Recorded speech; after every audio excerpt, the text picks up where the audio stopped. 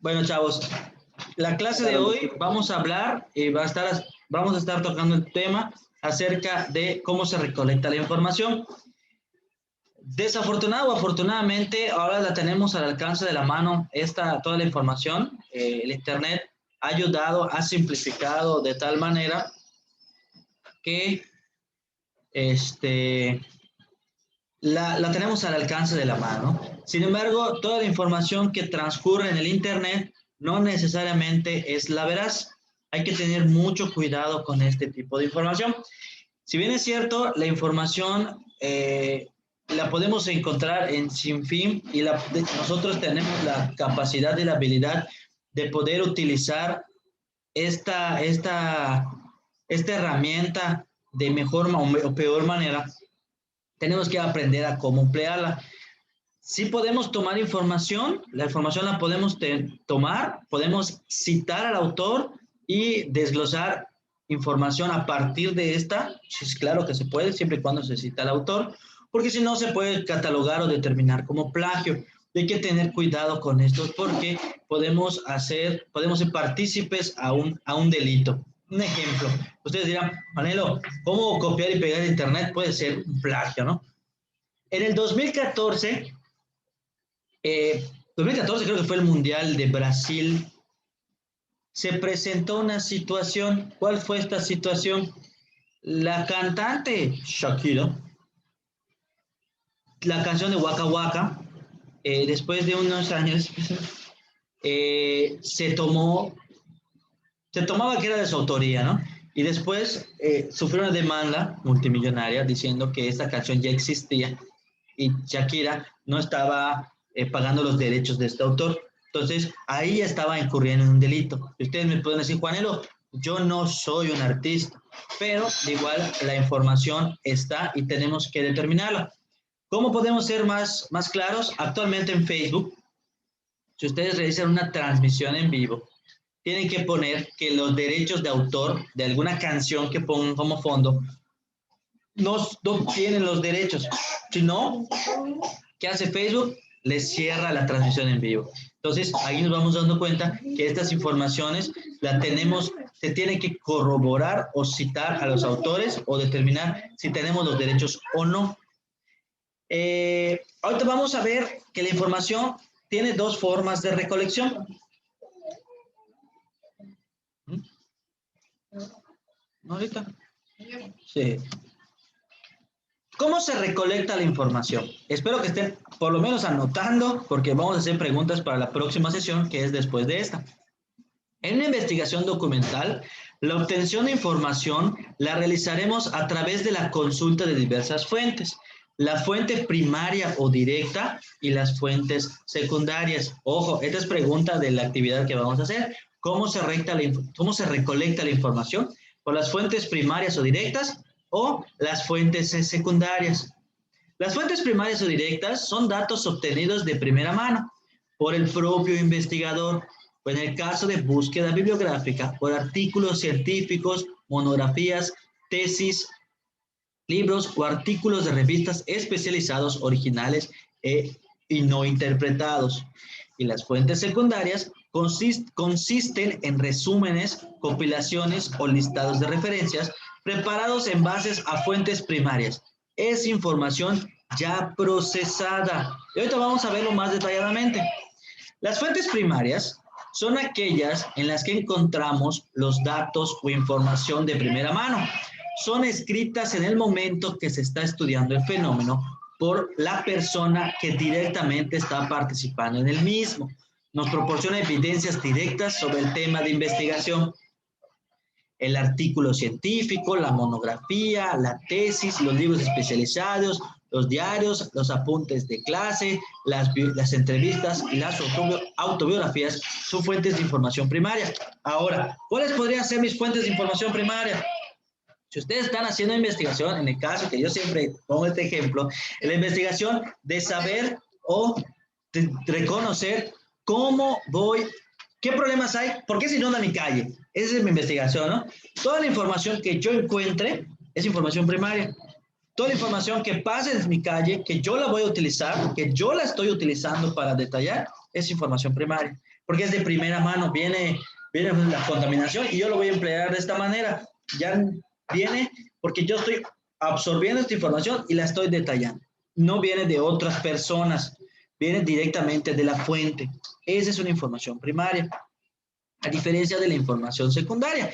Las fuentes secundarias se refieren a interpretaciones de fuentes de primarias, por lo que consiste en información ya procesada por otros. Por ejemplo, en libros de textos, en enciclopedias, en biografías y artículos de revista. Según su origen, las fuentes secundarias son creadas por personas distintas al investigador y facilitan la obtención de información previa verificación de su confiabilidad.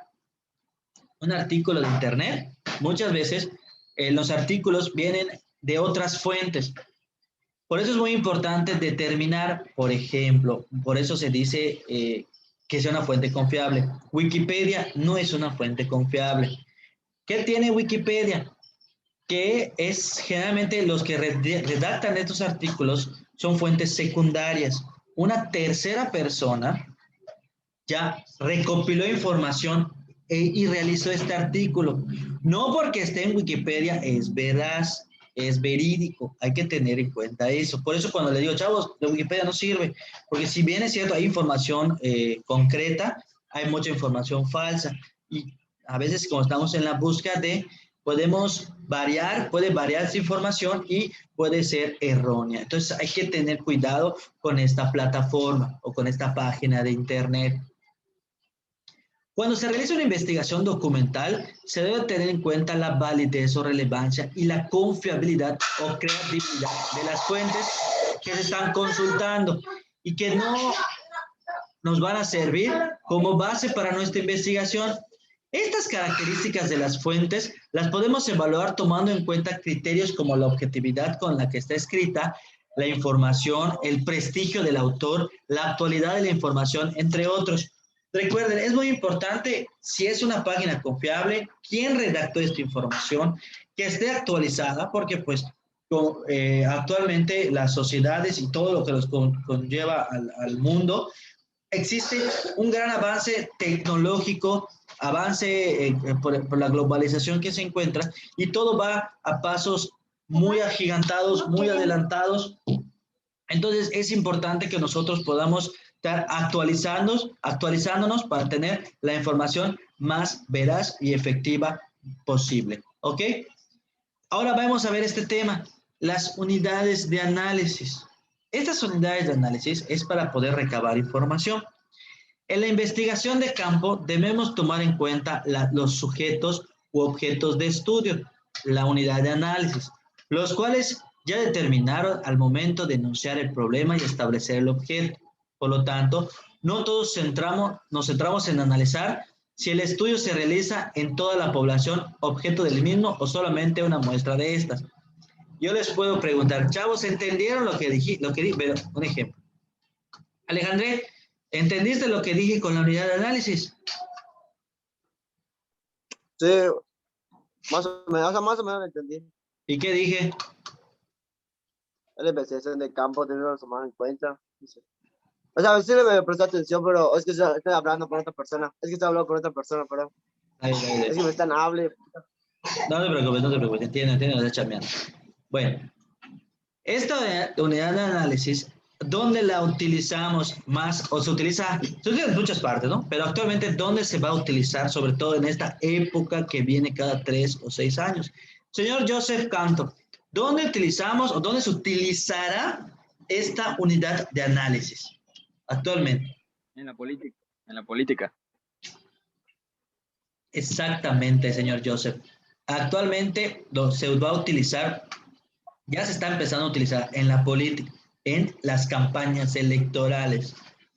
Debe estar, una de las características de esta unidad de análisis es que debe ser claramente definida en un protocolo de investigación y el investigador debe obtener la información a partir de la unidad que haya sido definida como tal. ¿Cómo vamos a definir, cómo vamos a utilizar o determinar esta unidad de análisis? Cuando no es posible medir las variables de investigación en toda la población, se determina una parte de la misma muestra, la cual debe ser representativa, esto es, deberá reflejar las características de toda la población que fue extraída. La representatividad en la muestra le dará validez suficiente para que los resultados de estudio puedan generalizarse a toda la población. Y le puedo preguntar a Darren, Darren, ¿qué quise decir con esto?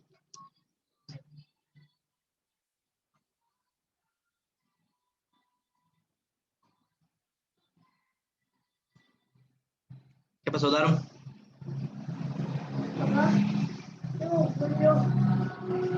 ¿Qué quise decir con esto, Darren?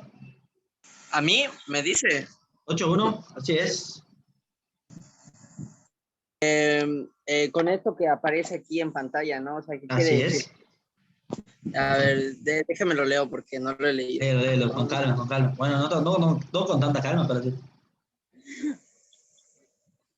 Dice, cuando no es posible medir las variables de investigación en toda la población, se determina una parte de la misma muestra, la cual debe de ser representativa. Esto es, deberá reflejar las características de toda la población de la que fue extraída. La representatividad en la muestra le dará validez suficiente para que los resultados del estudio puedan generalizarse a toda la población.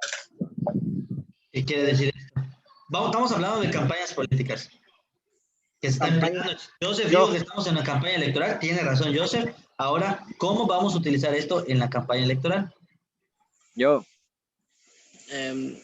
Pues a ver, que lo diga Joseph. ¿Joseph o Alejandré? ¿Quién me preguntó? ¿Alejandré? Joseph dijo. Fue Alejandré. A ver, Pues Alejandré. pero yo a ver si tengo la respuesta. A ver.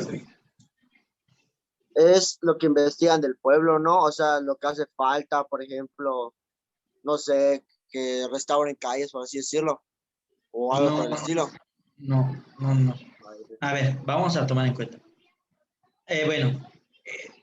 Ahora que estamos en las campañas electorales, en cada esquina hay banderitas. No sé si ustedes, muchos, generalmente a los chavos de su edad, los contratan para que puedan estar en estas campañas, para repartir volantes, para ondear la bandera, para repartir gorras, para pegar, lo que sea, ¿no? Ya que están en esas campañas, ¿qué les dicen? Estamos arriba en las encuestas, estamos ganando, somos los mejores. Y eso lo dicen en los diversos partidos políticos. ¿Nunca se han preguntado cómo ellos pueden saber que están arriba en las encuestas? ¿Cómo ellos pueden decir o delimitar que son ganadores? Y existen diferentes tipos de muestra. Las más comunes son las siguientes. Esto en sí es sacar un fragmento de la población. Si tomamos en cuenta que Yucatán, somos en Mérida, no Yucatán, en Mérida, en la ciudad más grande de Yucatán, somos un aproximado de 1 millón de personas, porque en todo Yucatán, hasta el censo del 2011, éramos 1.870.000 personas, ¿no?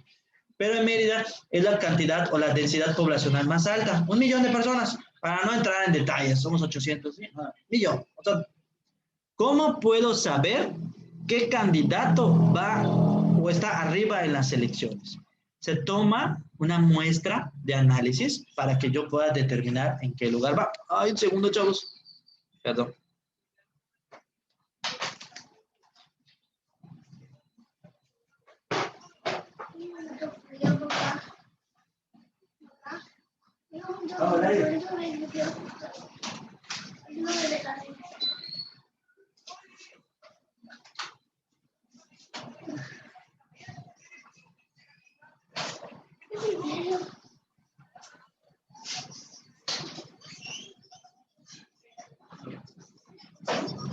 Ahí está. Es que se quedó mi chavito aquí solito, si alguien se cae, me tuve que bajar a verlo, una disculpa. Bueno, entonces, regresamos. Entre los diferentes tipos más comunes de la muestra, podemos encontrar la probabilística, perdón. Esta probabilística se basa en el azar, por lo que cada elemento de la población tiene la misma probabilidad de ser seleccionado. ¿Cómo es? Se selecciona al azar una cantidad de gente que vive en Mérida, Yucatán en este caso, para que podamos delimitar. Por ejemplo, si somos 1 millón de personas, ¿cuál sería el 1% de 1 millón? O vamos a 100.000 personas. ¿Cuál sería el 1% de 100.000? 10. 100. 10. Es 10. El 1% de 100.000, ¿cuánto es? Ah, de 100 sí, serían 1000. 1000. Vamos a para no hacer números tan estratosféricos. Entonces, de 100.000 personas, se toma una muestra, el 1% de la densidad poblacional. Ya tener un porcentaje de la densidad poblacional, yo ya puedo hacerle la encuesta, preguntarle, en la probabilística, puedo preguntarle dónde vive, si es mayor de edad, obviamente, por si conoce a los candidatos políticos, por quién va a votar. Ellos delimitarán por medio de esta encuesta por qué partido están a favor.